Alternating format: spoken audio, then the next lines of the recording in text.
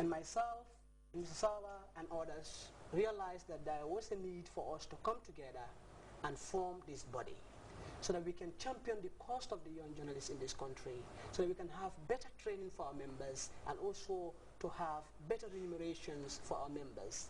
And since then, the situation has been progressing steadily from one generation to another.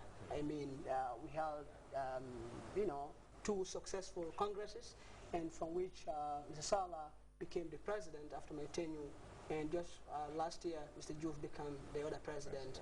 But actually the rationale behind the formation of the association was born out of our ardent desire to have a formidable group that will champion the cause of the young journalists in this country, promote our welfare, provide training opportunities for members, capacity building, and most importantly, provide and ensure professionalism in the media. Because we feel like as young people, we need to promote professionalism, which is very, very important for this profession. So it was a challenge initially. Others see us as a challenge for as an antagonist for the union. Others, yes, and others see us as a threat. Others said, well, they become the stooge of the government. So many things were said, and as the president at the time, I had a lot of things. But we are very much focused and committed to the cause that we found this association. And still we remain an independent body that is very much committed to the development of the Gambian media and the country as a whole. Okay. As today marks 5 years since WAJAC was formed, and you were once president of the association. Now, perhaps you would like to give us a rundown of activities that you have done before, or activities that were successfully implemented since the association started. Okay. Thank you very much, Abdai. Well, good evening, viewers. We are glad to be here once again with you on this very important show. Well, like Mr. Jawne has already said, WAJAC was formed on the 16th of September 2007 by young media practitioners in the country from both the electronic and print media. And since after the formation of WAJAC, the first thing that we did was to draft a constitution and then register it at the Attorney General's chambers in Banjul. Because we understand, in as much as we are out to promote professionalism, we are out to help in the development of our country, or to contribute our quota towards the development of our country, we need to be law-abiding. And the first thing that we need to do when it comes to that drive or setting up an organization is to legally register it, so that whatever we do becomes in conformity with the laws of the land. So after the registration, we also set up, of course, already we've drafted a constitution, and in that constitution we had aims and objectives. And among these aims and objectives are to build the capacities of our members, to promote the welfare and interests of young journalists in the country, to promote good media-government relationship, which has successfully been achieved. And we are also out, of course, to promote press freedom, and also to complement the efforts of the Gambia Press Union, GPU, which is the umbrella body, to fight for the cause of young journalists in the country. And thank God, since the time of, or after the formation of the association, the first president of the association was Mr. Jawne, Famara Jawne. Then I was his PRO. That was for the first 2 years. Okay, so each president is expected to serve for a tenure of 2 years? Yeah, constitutionally 2 years, but it is renewable for another 2 years. Okay. You understand? But it should not exceed 2 terms. 2 terms. Okay. So it is up to you to resign or retire or sort of step down after your first 2 years, or if you want, you decide to go in for the other one. Good. So among the activities that were implemented, you know, first, even during his time, where, of course, the first and foremost I said is the registration.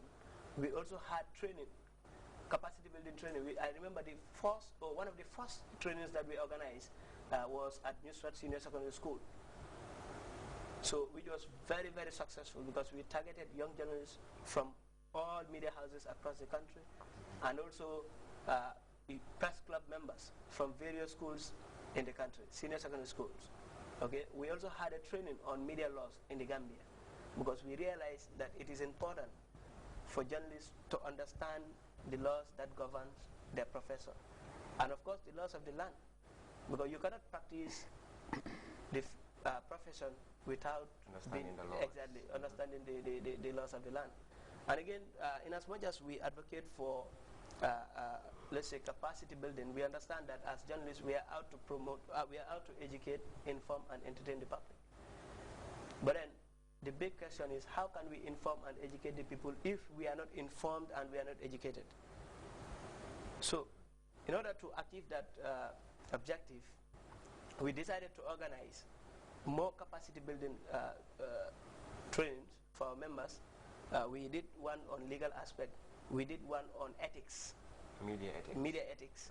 We did one on public speaking, because we also did one on writing skills, because we all understand that news going out to the public must be factual.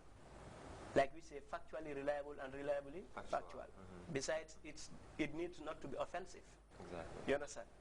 All what it should carry is the fact, the truth, and nothing else. And Asana, talking about that, one thing that we've seen is we do see most of the time journalists, especially young ones, in charge for is it libel?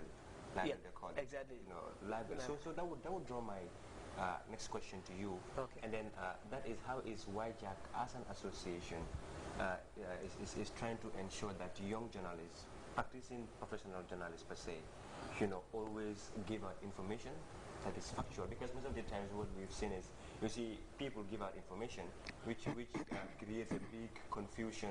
In turn, you have people saying that the next minute you realize that the information is not the right one. So what is YJAC as an association of young journalists doing to ensure that this does not happen anymore, especially to young practicing journalists? Okay, thank you very much for that question, Ms. Baji.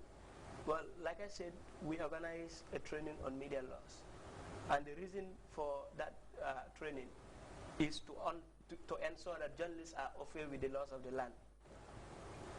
And not only that, besides the laws of the land, we also need to understand that there is what we call code of ethics standards that is set aside for people to practice, or people that are practicing, this profession.